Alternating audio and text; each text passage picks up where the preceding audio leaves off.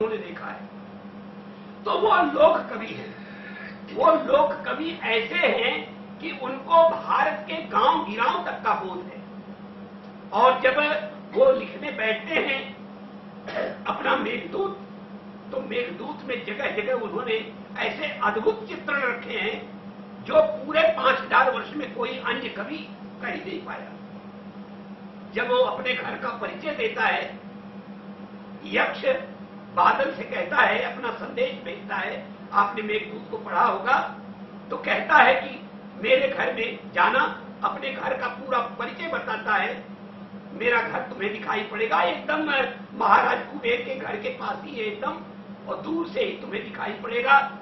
और मेरे घर के दोनों ओर जो प्रवेश द्वार है उसमें जो है शंख और पद्म की आकृतियां बनी हुई हैं, और एक कोने पर वहीं पर एक मंदार का पेड़ दिखाई पड़ेगा जो मेरी पत्नी ने, जो यक्षिणी ने जिसको लगाया है और जिसको वो बेटा मान करके पालती पोसती है। इस तरह से अपने घर का परिचय देता है। फिर वो कहता है तन्मध्ये च स्फटिक फलका कांचनी वासे अस्ति मूले बद्धा मणिभिरति प्रौढ़ वंश प्रकाश। तन्मध्ये च स्फटिक फलका, पहले तो कहता है कि जब मेरे घर में प्रवेश करोगे तो एक और मौलसिरी और एक और अशोक का पेड़ दिखाई पड़ेगा। ये दोनों पेड़ जो है हमने वहां पर लगवाए थे, और वो उन दोनों पेड़ों की प्रशंसा करता है कि एक जो है दोहर के बहाने ये दोनों जो है तुम्हारी भाभी का प्रेम, तुम्हारी भाभी का आशीर्वाद चाहते हैं। तो वो दोहर की बात करता है। अब आगे क्या बता रहा है कि उन्हीं दोनों वृक्षों के बीच में एक मैंने बनवाया है स्तंभ। उस स्तंभ के ऊपर सायंकाल होने पर तुम्हारा जो मित्र मयूर है वो उसी पर बैठता है, बसेरा लेता है। और जब वहां बैठता है तो मेरी पत्नी जो है उसको ताली बजा बजा करके उसको ताल देती है, तो उसकी चूड़ियों से जो झनकार पैदा होती है उसको सुन करके उन्मत्त होकर के वो तुम्हारा मित्र जो है नृत्य करता है। ऐसी मैंने जो है एक वहां पे। अब जो वासस्तंभ का वर्णन है उसको आप सुनिए। उसका जो चबूतरा है वो तो बना है लहसुनिया से, हरित मणि, हरे रंग की एक मणि होती बड़ी महंगी, इतना छोटा सा भी जो है 1000-2000 का आता है। अब उसका चबूतरा उसके यहाँ बना हुआ है। हरित मणि से तो चबूतरा बना है, और जो खंभा है वो है सुवर्ण का बना हुआ, और उसके ऊपर जो टट्टर रखा हुआ है, फलक, चौकोर जो फलक रखा हुआ है वो बना हुआ है स्फटिक का। 3 चीजें हैं उसमें। नीचे का चबूतरा हरित मणि का, नीलमणि का कह लीजिए, और स्तंभ जो है सुवर्ण का, और ऊपर का जो है वो टट्टर, उसका जो है वो फलक वो बना हुआ है स्फटिक का। अब कालिदास को देखिए कैसे लोग उनको याद आता है, उनका मन गांव गिराव में रमता कैसे है। वो कहते हैं कि तन्मध्ये च स्फटिक फलका कांचनी वासयति, स्फटिक फलक वाली और सोने की बनी हुई एक यष्टि, एक जो है खंभा मैंने बनवाया है, मूले बद्धा, जिसका मूल भाग, जिसका निचला भाग मैंने बंधवाया है। क्योंकि बांधना क्रिया जो है बड़ी टेक्निकल है। ईंट जो है यदि अलग अलग करके बांधी जाए, चाहे दीवार हो चाहे कोई चीज हो, ज्यादा दिन नहीं चलेगी। लेकिन जब आधी ईंट पर लगी रहे तो उसे कहते बांधना, इसे बधाई कहते हैं। बधाई माने वो ईंट से ईंट बंधी रहती है। तो तन्मध्ये च स्फटिक फलका कांचनी वासयति मूले बद्धा, उसके मूल भाग को मैंने बंधवाया है किससे? अनति प्रौढ़ वंश प्रकाशई मणि, मूले बद्धा मणि भी रणति प्रौढ़ वंश प्रकाशई। उसका मूल भाग मैंने जो है मणियों के पत्थर से, मणियों की ईंटों से मैंने उसको बंधवाया है। वो मणियां किस रंग की हैं? कालिदास न हरित मणि का नाम लेते हैं, न किसी और कोई नाम ही नहीं देते, जबकि उसके कोश में कई नाम है। वो कहते हैं कि वो मणि जिसका रंग जो है अनति प्रौढ़ वंश प्रकाश है, अनति प्रौढ़, जो बहुत ज्यादा प्रौढ़, बहुत ज्यादा पुराना नहीं है, ऐसे बांस के रंग के समान रंग है जिसका। ये एक अद्भुत मतलब संकेत है कालिदास के लोक कवि होने का, क्योंकि हम में से जो लोग गांव गिराव के हैं वही जानते हैं कि उतना हरा जो है, उतनी हरितिमा बांस में कब होती है, उतनी हरितिमा बांस में तब होती है जब वो अचार बनाने लायक होता है। बांस का अचार बनता है, इतना कोमल होता है कि उसका अचार और सिरका बनता है, बड़ा पौष्टिक और बहुत ही स्वादिष्ट बनता है। न खाया हो तो जरूर खाइए एक बार उसको। तो उस समय उसका ऊपर का, हम लोग बचपन उसको सिपोली कहते थे, तो उसको यदि आप ऊपर से हटाएं तो नीचे ऐसा सेवी विमान हरा रंग उसका दिखाई पड़ेगा। अच्छा, बांस एक ऐसा वृक्ष है कि जरा सा भी बड़ा हुआ नहीं, ये सफेद रेखाएं पड़नी शुरू हो जाएंगी, और जितनी ही सफेद रेखाएं पड़ती जाएं उतना ही प्रौढ़ माना जाता है, उतना ही जो है वो नाना प्रकार की वस्तुएं बनाने के लिए उपयोगी माना जाता है। और वो हरितिमा का होना उसकी कोमलता का प्रतीक है। कालिदास को आप सोचिए कि इस उपमा को वो खोजने के लिए वो कभी कहां गया होगा, किस शहर में बसवारी मिलेगी। इस तरह के बांसों की झाड़ियां सिवाय गांव गिराव के और कहीं प्राप्त हो नहीं सकती। कालिदास का मन वो रहे जरूर राजधानी में, लेकिन वो जहां भी उपमा खोजते हैं, ले आते हैं, तो एकदम गांव में चले जाते हैं, वहां की बात वहां की, और वही संस्कृत कविता के जीवित रहने का सबसे बड़ा कारण है। तो मित्रों, कालिदास को मैं पहला लोक कवि मानता हूं। कालिदास की परंपरा है, इतना सुंदर बंटवारा उन्होंने अपनी कविता में किया है। जो भी काव्य उनका उठाइए, हर एक काव्य, चाहे मेघदूत हो, चाहे वह अभिज्ञान शाकुंतल हो, प्रत्येक काव्य में कोई भी श्लोक आप पढ़िए, हर एक श्लोक में यदि आधा हिस्सा उन पात्रों से जुड़ा हुआ मिलेगा तो आधा हिस्सा हमारा आपका होगा। पाठकों का इतना ज्यादा उनको ध्यान है कि पाठकों को अपना संदेश प्रत्येक कविता में देते हैं। महर्षि ने कहा अपने शिष्य से कि बेटे जरा बाहर जाकर के देखो सूर्योदय हुआ कि नहीं। आया, देखा कि सूर्य तो निकल आया, और कहा कि हंत प्रभातम, अरे ये तो प्रभात हो गया। और फिर कहता है यात्येकतो शिखरम प्रतिरोषधीनाम आविष्कृतो ऋण पुरस्तर एक तोड़कर। यही दो पंक्तियां अभिज्ञान शाकुंतल की है, जिसके लिए वो भेजा गया था। सूर्योदय हुआ कि नहीं, ये दो पंक्तियां, इनका संदर्भ उस कविता से, उस कथानक से जुड़ा है कि एक ओर तो सूर्य उदित हो रहा है और दूसरी ओर चंद्रमा अस्ताचल पे जा रहा है। लेकिन आगे की दो पंक्तियां कालिदास न शकुंतला को देते हैं, न कर्ण को देते हैं, न जो है उस शिष्य को, बल्कि समूचे विश्व को उनका संदेश है। कस्या ये यात्येकतो शिखरम प्रतिरोषधीनाम आविष्कृतो ऋण पुरस्तर एक तोड़कर तेजो द्वयस्य युगपद व्यसन उदयाभ्याम लोको निज नियत की बात प्रदान करे। इतने बड़े बड़े दो ग्रह सूर्य और चंद्रमा, और एक ही समय में एक का यह पतन और एक का यह उत्थान, ये बताता है, ये मानो सारे ब्रह्मांड को, सारे संसार को इस नियम में जकड़ रहा है कि सुख और दुख में ये सारा संसार बना हुआ है। एक दरवाजे पर विवाह के गीत हो रहे हैं तो दूसरे पर संभव है कि शोक गीत हो रहे हैं। सारा संसार सुख और दुख के बंधन में बंधा है। यक्ष भी जो है जब संदेश देता है तो अपनी पत्नी से यही अंत में कहता है कि नन्वात्मानम बहुविगणयन आत्मनैवावलंबे। आत्मानम बहुविगणयन, बहुत आगा पीछा सोचने के बाद मैं तो अपने को अपने से ही सहारा दे रहा हूं। भाई इस विजन, इस निर्जन जंगल में कौन पड़ोसी हमको समझाने आएगा। इसलिए मैंने बहुत सोच लिया कि ये साल भर का जो हमारा अभिशाप है ये तो हमें भोगना ही है, तो मैंने अपने को सहारा दे दिया है सत कल्याणी, कल्याणी संबोधन जो है बड़ा मार्मिक है।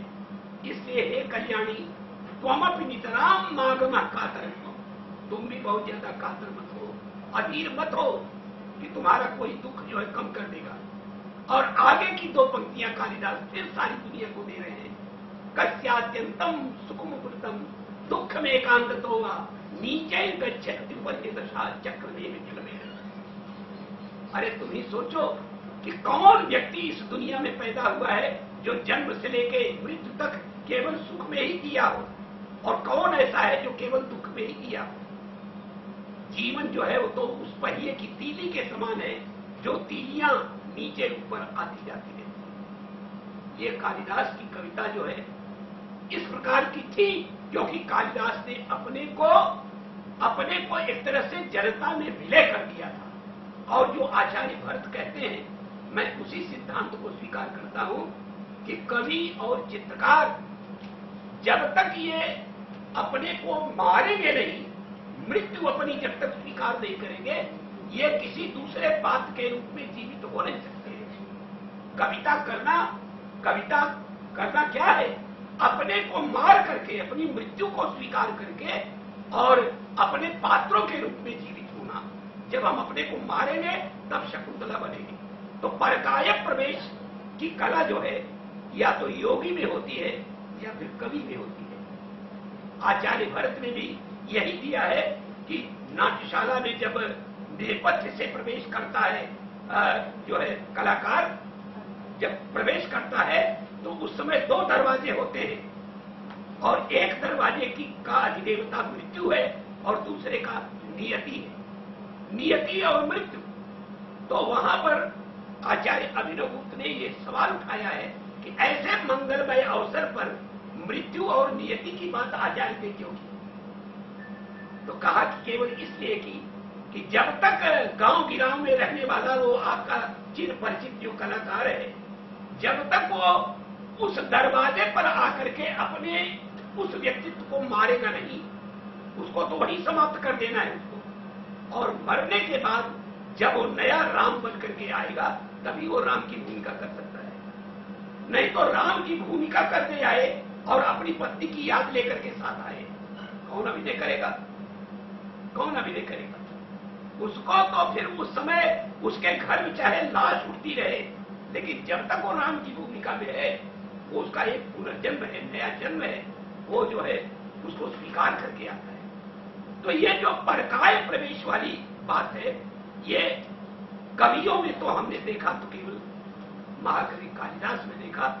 वर्णन तो प्रेम का करते हैं नैषधकार भी, नल और दमयंती का, लेकिन फिर मैंने देखा कि एक श्लोक में श्रवणम, दूसरे श्लोक में कीर्तनम, तीसरे श्लोक में जो है ये मतलब जितना प्रेम की जो 10 स्थितियां बताई गई हैं, बस मारा नहीं, बाकी वो सारी स्थितियां उन्होंने यही पहले तो बताते हैं कि क्या दूत द्विजवत विचारणा, दूतों और द्विजों और बंदियों और चारणों के द्वारा जब राजा नल की प्रशंसा की जाती थी पिता के पास, तो वो कान लगा के सुनती रहती थी। श्रवण हो गया।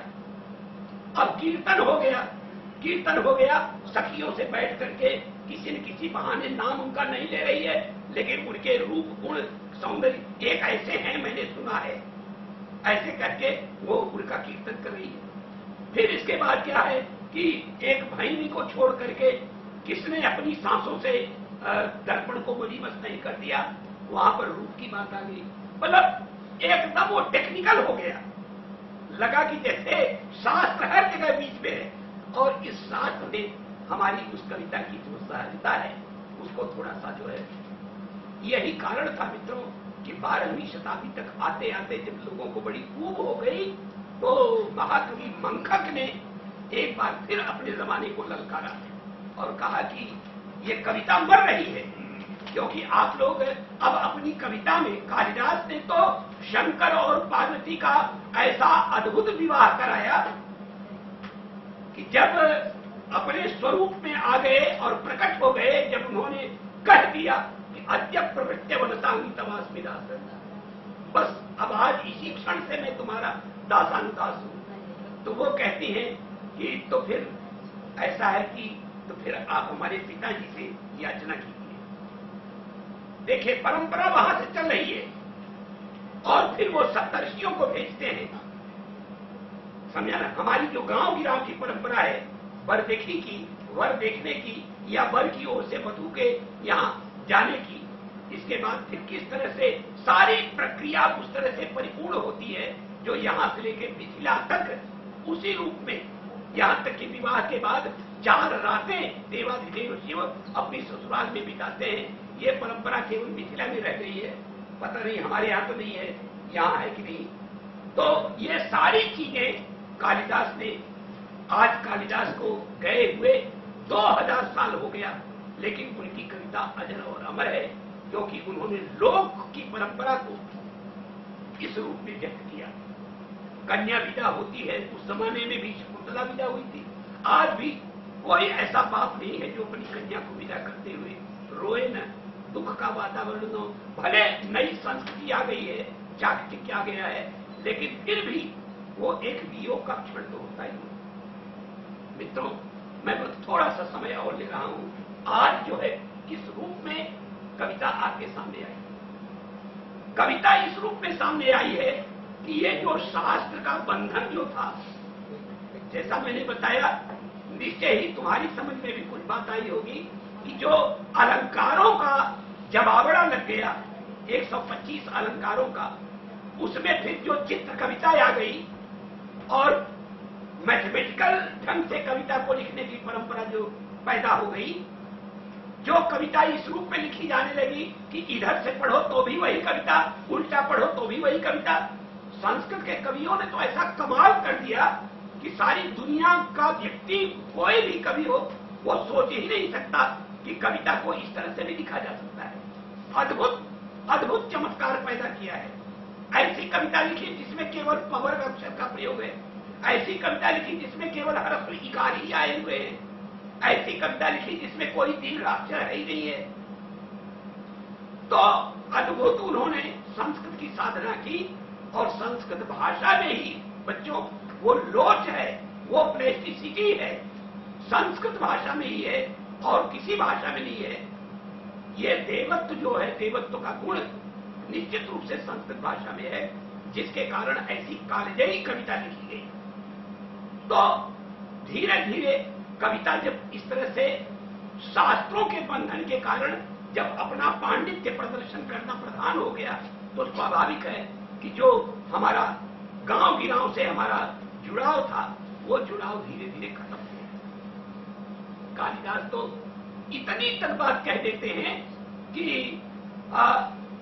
मैं जानता हूं कि दिन में तुम्हारी सखियां आती होगी तुम्हारे पास, अपनी पत्नी को समझा रहा है कि मैं जानता हूं कि सव्यापाराम अहनिथापि देव पियोगा, दिन तो तुम्हारा बीत जाता होगा, तुम्हारी सखियां सहेलियां तुमसे मिलने आती होगी, तुम्हें धीरज बधाती होगी, लेकिन हो सकता है कि कोई तुम्हें ऐसी भी बात करके बहकाए कि जो इतने दिनों से वहां जाकर के बैठा हुआ है, आज 8 महीने हो गए, तो क्या तुम्हारे नाम की माला थोड़ा जप रहा होगा?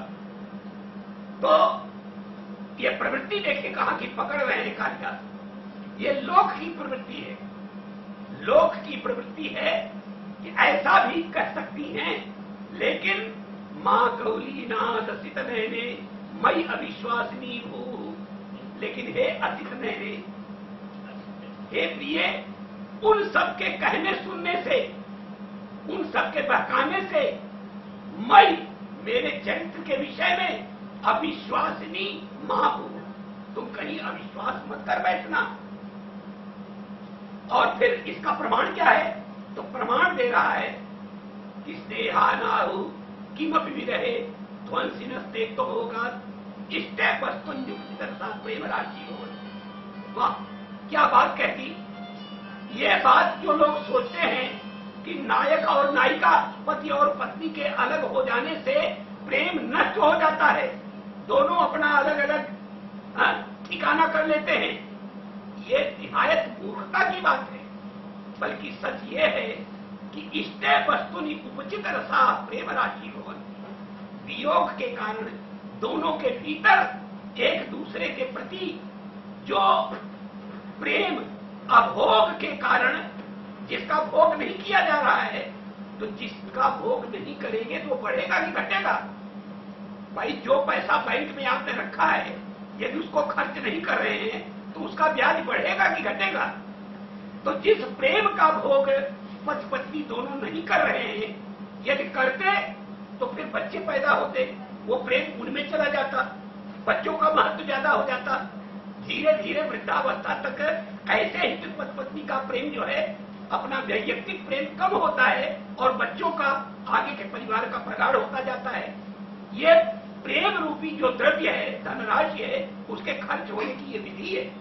तो कालिदास की फिलॉसफी देखिए, वो समझा रहे हैं, और वो समझाना जितना सच्चे 2000 साल पहले था, उससे कहीं ज्यादा इस यांत्रिक जमाने में। तो वो कहते हैं कि प्रेम राशि भवंती तेतु अभोगात, वह प्रेम भोग न करने के कारण, क्योंकि मैं भी उसको अपनी आकांक्षाओं के रूप में सजोए हूं, तुम्हारे मन में भी सारी आकांक्षाएं सजोए हो तुम, और अब ये जो है प्रेम की राशि बन गया है। और फिर उसका वो आगे बताता है कि जब समय आएगा तो हम लोग उसको भोगेंगे। तो ये जो लोक की कविता थी, जहां से हम तितर बितर हो गए थे, आज एक ऐसा जमाना आया है कि काव्य शास्त्र का वो बंधन हमारे सामने समाप्त हो गया है। अब समाप्त हो गया है तो दो प्रकार से हुआ है। एक तो अशक्ति के कारण भी समाप्त